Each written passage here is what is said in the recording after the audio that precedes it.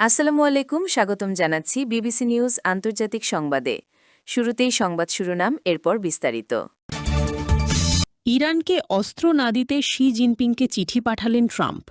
সামরিক যান উল্টে ইসরায়েলি সেনা হতাহত, হিজবুল্লাহের সঙ্গে সংঘর্ষে আহত ১০। এবার লোহিত সাগরের বাণিজ্য পথ বন্ধের হুমকি দিল ইরান। দর্শক, এতক্ষণ শুনছিলেন সংবাদ শিরোনাম।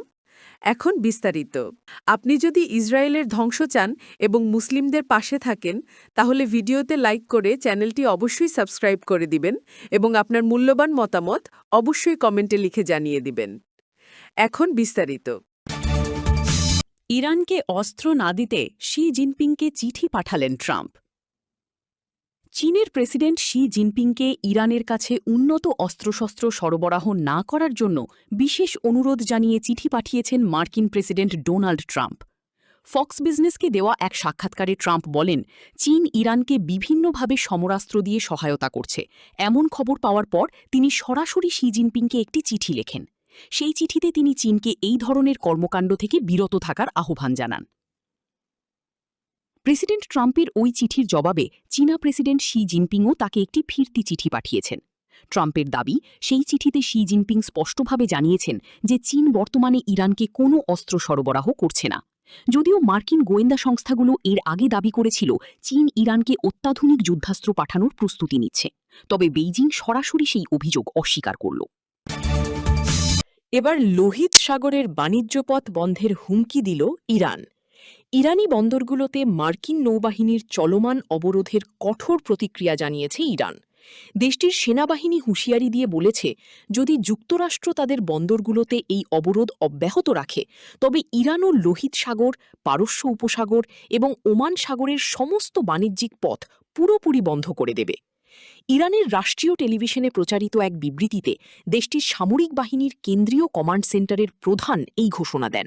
তিনি অত্যন্ত কঠোর ভাষায় জানান, ইসলামী প্রজাতন্ত্র ইরানের শক্তিশালী সশস্ত্র বাহিনী পারস্য উপসাগর, ওমান সাগর এবং লোহিত সাগরের মধ্য দিয়ে কোনো ধরনের রপ্তানি বা আমদানি কার্যক্রম চলতে দেবে না।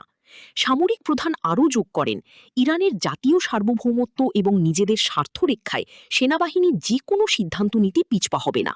বিশ্ব বাণিজ্যের অন্যতম গুরুত্বপূর্ণ এই নৌপথগুলো বন্ধ হয়ে গেলে আন্তর্জাতিক বাজারে জ্বালানি তেল সহ পণ্য সরবরাহে ভয়াবহ বিপর্যয় নেমে আসার আশঙ্কা দেখা দিয়েছে।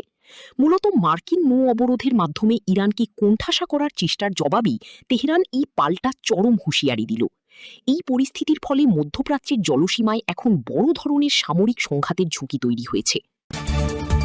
এবার লোহিত সাগরের বাণিজ্য পথ বন্ধের হুমকি দিল ইরান। ইরানি বন্দরগুলোতে মার্কিন নৌবাহিনীর চলমান অবরোধের কঠোর প্রতিক্রিয়া জানিয়েছে ইরান। দেশটির সেনাবাহিনী হুঁশিয়ারি দিয়ে বলেছে, যদি যুক্তরাষ্ট্র তাদের বন্দরগুলোতে এই অবরোধ অব্যাহত রাখে, তবে ইরানও লোহিত সাগর, পারস্য উপসাগর এবং ওমান সাগরের সমস্ত বাণিজ্যিক পথ পুরোপুরি বন্ধ করে দেবে। ইরানের রাষ্ট্রীয় টেলিভিশনে প্রচারিত এক বিবৃতিতে দেশটির সামরিক বাহিনীর কেন্দ্রীয় কমান্ড সেন্টারের প্রধান এই ঘোষণা দেন। তিনি অত্যন্ত কঠোর ভাষায় জানান, ইসলামী প্রজাতন্ত্র ইরানের শক্তিশালী সশস্ত্র বাহিনী পারস্য উপসাগর, ওমান সাগর এবং লোহিত সাগরের মধ্য দিয়ে কোনো ধরনের রপ্তানি বা আমদানি কার্যক্রম চলতে দেবে না। সামরিক প্রধান আরও যোগ করেন, ইরানের জাতীয় সার্বভৌমত্ব এবং নিজেদের স্বার্থ রক্ষায় সেনাবাহিনী যে কোনো সিদ্ধান্ত নিতে পিছপা হবে না। বিশ্ব বাণিজ্যের অন্যতম গুরুত্বপূর্ণ এই নৌপথগুলো বন্ধ হয়ে গেলে আন্তর্জাতিক বাজারে জ্বালানি তেল সহ পণ্য সরবরাহে ভয়াবহ বিপর্যয় নেমে আসার আশঙ্কা দেখা দিয়েছে। মূলত মার্কিন নৌ অবরোধের মাধ্যমে ইরানকে কোণঠাসা করার চেষ্টার জবাবেই তেহরান এই পাল্টা চরম হুঁশিয়ারি দিল। এই পরিস্থিতির ফলে মধ্যপ্রাচ্যের জলসীমায় এখন বড় ধরনের সামরিক সংঘাতের ঝুঁকি তৈরি হয়েছে।